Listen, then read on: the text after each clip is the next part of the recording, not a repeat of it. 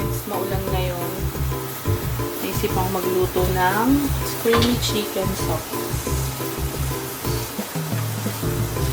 Painitin lang muna natin itong ating kaldero. Ngayon guys, pag ako nagluluto ng sopas, hindi ko na sinasama yung noodles. Sinihiwalay ko na siya ng luto. Para kasi pag ininit ng ininit, hindi siya nalalabsa.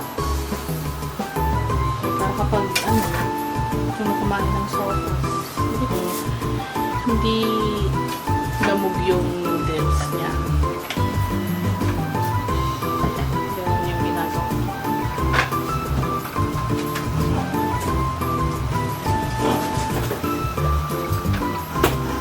And then, syempre, lalagyan natin siya ng butter para mas masarap.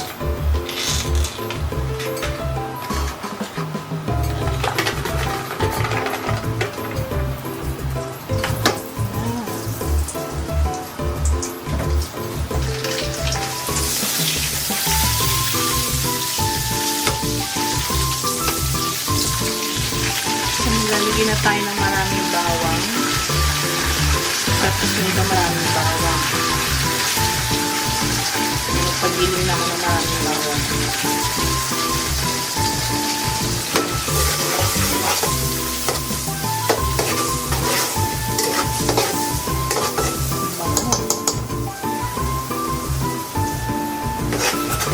Lagyan natin ang ating bawang.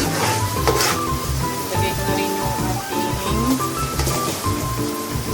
sibuyas.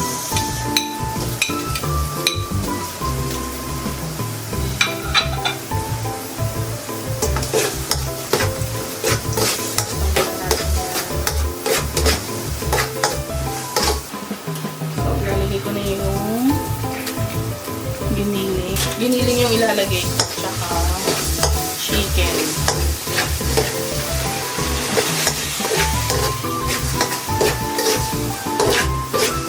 Sarap. Ilalagay ko na rin yung chicken.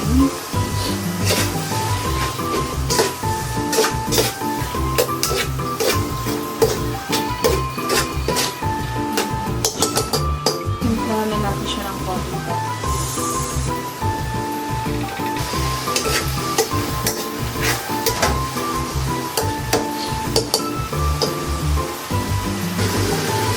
Paminta.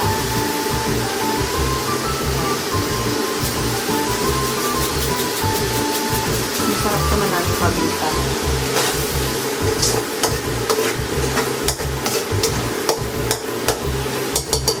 So, ngayon guys, maglalagay na rin ako ng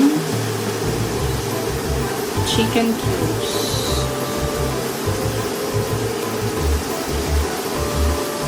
Para malasang-malasa siya.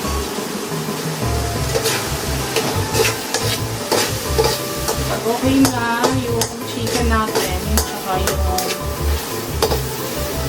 binili,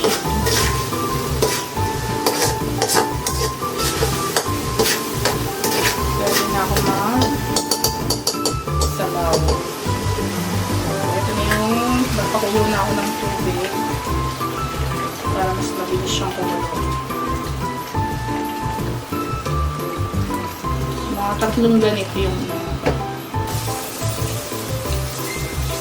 pangalawang init.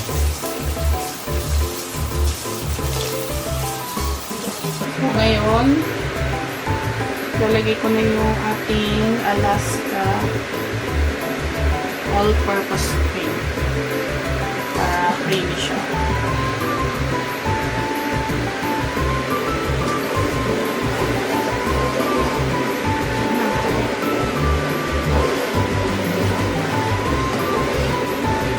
So, mamaya ako na siya titimplahan ng iba pang mga pampalasa.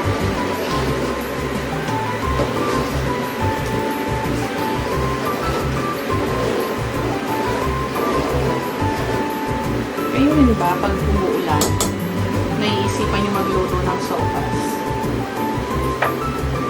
Kasi kanina, pagising namin, yan agad yung naisip kong iluto kasi nga umuulan. So, perfect siyang kainin kapag ganito yung panahon. At syempre, iba-iba din tayo ng mga ingredients na nilalagay sa sopas natin kung paano siya lutuin. So, ito yung version ko ng pagluluto ng sopas.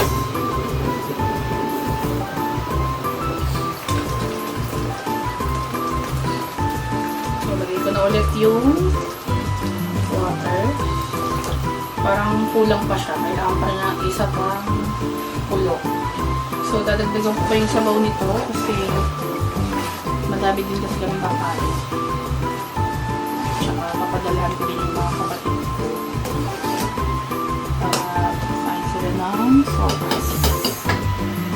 Lalagay ko na rin yung ating hotdog. So, yung hotdog na nilagay ko is yung kulay brown. Kasi yung kulay red na hotdog, kapag nahalo na siya dito, nagiging kulay red yung sabaw. Kulang pa yung hotdog natin, dadagdagan ko pa. Dala na ulit natin ang tubig na mainit.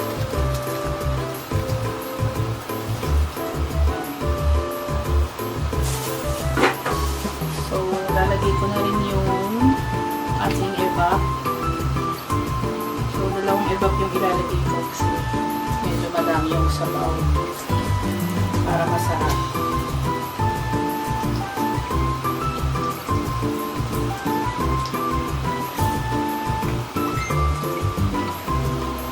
So, yung ingredients nito, ito lang yung laman ng ref namin.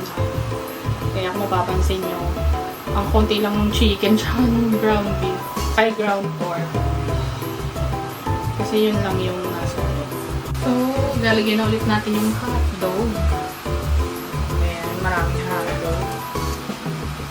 Ito ay sopas na hotdog. Kasi nga wala akong ibang ingredients. So, damihan na lang natin ang hotdog. Mahalaga naman dito yung sabaw. Titimpla na tayo ulit ng patis. Baba ng S.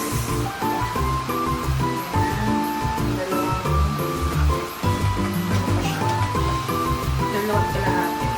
So, dito maalat ha. Para maalat siya.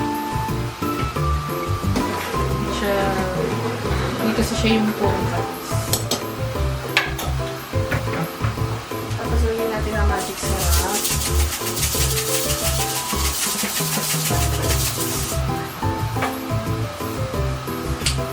Lagyan ng konting ajinomoto.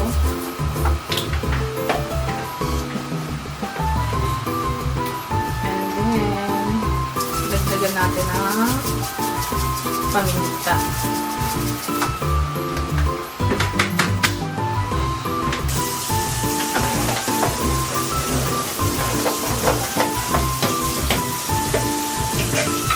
Ilalagay ko na yung bell pepper.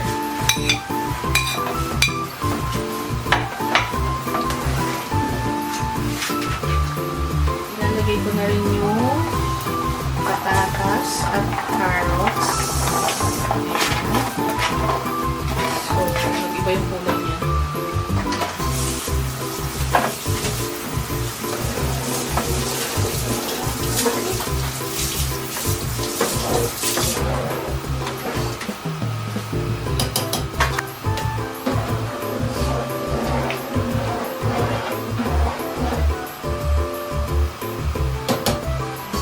So, papasubuhin na lang natin to. And lulutuin natin ng konti yung carrots tsaka yung patatas. And then, lalagay na natin yung repolyo. Tapos, okay na siya.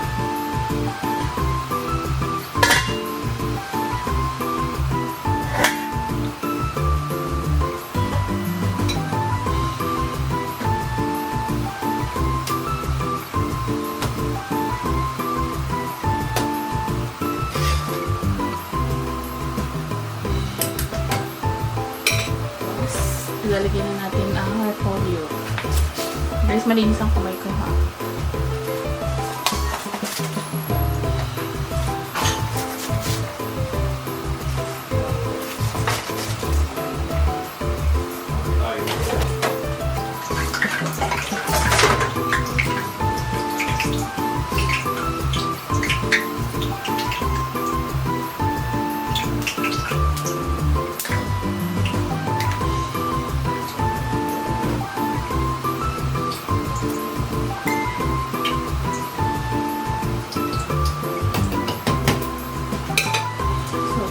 Luto na ang ating sopas.